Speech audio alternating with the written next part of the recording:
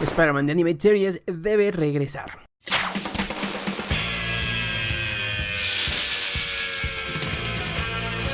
Hola, ¿cómo están? Su amistoso vecino hablándoles de nuevo. Hace algunos días aconteció uno de los momentos más esperados por todos nosotros, la aparición de Spider-Man en X-Men 97. Pongamos un poco de contexto. X-Men 97 es una serie animada de televisión de origen estadounidense creada por View de Mayo para el servicio de streaming Disney Plus, basada en el equipo de superhéroes de Marvel Comics, X-Men. Es una secuela de X-Men, la serie animada, que retoma la historia a partir de acontecimientos con los que finaliza esta serie, poniendo a la tropa mutante ante nuevos y peligrosos desafíos, luego de la pérdida de su mentor, el Profesor X. La serie es producida por Marvel Studios Animation, con De Mayo como escritor principal durante las 2 primeras temporadas y Jay Castorena como director supervisor. Y sí, leí todo eso de Wikipedia. Nunca he estado a favor de abusar de la nostalgia, pero en tiempos donde Marvel es exclusivamente un reciclaje de proyectos pasados, se agradece que por lo menos lo hagan bien. Para mí, X-Men, la serie animada, es uno de los mayores aciertos que ha tenido la división de animación de Marvel. Es una de las mejores series animadas basadas en personajes de Marvel y una de las mejores de la década de los 90s. Recuerdo que ser niño en esa década significaba aprender la televisión y encontrarte con la serie de Batman, la Liga de la Justicia, Spider-Man y por supuesto los X-Men. En posteriores años, nada se comparó con esta época, absolutamente nada. Y con esto no quiero decir que series posteriores no sean buenas o que la televisión decreció, pero es una realidad que las series animadas en este periodo de tiempo fueron el punto más alto para la mayoría de sus personajes. Fue el mejor momento de la animación a nivel televisivo y la serie de los mutantes era el Marvel puro hecho en los 90s. Eso no es debatible. Hablando concretamente de su regreso, X-Men 97 no es solo nostalgia, o tal vez sí, pero está bien ejecutada. Me encanta que a pesar de pertenecer a la era moderna, la serie trata de respetar sus propios cánones y reglas, consintiendo a sus fanáticos de antaño, evolucionando a sus personajes no solo para agradar a un público juvenil, sino para tratar de entender a todas estas personas que ahora rebasan los 30 años y que éramos unos niños hace más de 2 décadas, bajo historias que posiblemente no podríamos haber visto en los 90s debido a la censura y los lineamientos que cadenas infantiles ejecutaban en sus proyectos, aprovechando la libertad de los sitios de streaming para contar nuevas historias y llevar a sus personajes a otro tipo de escenarios. X-Men 97 es un gran acierto por parte de Marvel y es la posible respuesta a uno de sus mayores problemas, su división de animación. A un nivel de series y películas animadas, Marvel apesta. Está años luz de Warner y el universo de DC, de sus películas y la mayoría de sus series animadas. La razón no la sé, pero es extraño que teniendo un enorme potencial al contar con todo tipo de personajes atractivos, la compañía se haya enfocado en un público infantil, sobre todo desde la adquisición de Disney. Vuelvo a repetirlo, no todo es malo en la actualidad, pero el nivel que algunos proyectos de Marvel alcanzaron en los 90s es difícil de igualar.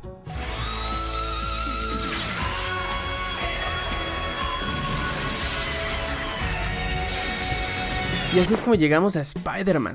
Spider-Man The Animated Series es la mejor serie de televisión del personaje. Who said anything about jail? You will. It's like this. Yeah, I could get used to this. I mean, sure, I went a little arachnobatic on Kong. Estoy abierto al debate sobre espectacular Spider-Man y su impacto sobre toda una generación, pero en términos de calidad, historias, adaptación, originalidad, desarrollo de personajes, animación, Spider-Man 98 cumple con todo. Una de las cosas que la mayoría de fanáticos más jóvenes no toman en cuenta a la hora de calificar este show es que cuando se estrenó Spider-Man 98 el personaje estaba completamente hundido. Los cómics eran horribles, no había películas, no existía Tobey Maguire, Sam Raimi, series anteriores tiraban un poco más a la comedia y sobre todo Marvel estaba en quiebra. Lo que hicieron X-Men y Spider-Man en los 90s fue irreal. Es el par de series que hicieron que Marvel pudiera sobrevivir y llegar a una generación perdida, contando con historias que podían adaptar pasajes de los cómics clásicos para al mismo tiempo reinventar a sus protagonistas e introducir todo tipo de conceptos que posteriores historias aprovecharían mejor. Y es tan difícil imaginarse ambas series por separado que la ilusión por el regreso de Spider-Man 98 es cada vez más grande. En 1994, 2 años después del estreno y el éxito inmediato de X-Men, Fox estrenaría Spider-Man The Animated Series, para poco tiempo después descubrir que ambas series compartían el mismo universo. Entiéndase que, a diferencia de la actualidad, en aquellos años había una simplicidad creativa a la hora de hacer chocar a diferentes personajes. No es como que los creativos de la época trataran de generar historias ligadas a temas multiversales o crossovers titánicos con decenas de héroes, como ocurre en la actualidad, sino más bien eran una especie de diversión. Era divertido ver a Spider-Man aparecer en la serie de los mutantes y viceversa. Como espectador era algo fresco, porque es algo que ocurre comúnmente en los cómics, donde cada cierto tiempo dos o más héroes se cruzan en el camino del otro. Esto forma parte del éxito de estos proyectos y la naturalidad con la que fueron hechos. Durante el primer episodio del final de temporada titulado La tolerancia es extinción, vemos a Spider-Man balancearse por unos cuantos segundos para posteriormente continuar con la historia. View de Mayo, showrunner de la serie, confirmaría días después, a través de sus redes sociales, que esta versión de Spider-Man que vimos brevemente en la serie a modo de un cameo glorificado es la misma versión que conocimos en The Animated Series, empujando más allá la creencia de un posible regreso de esta serie.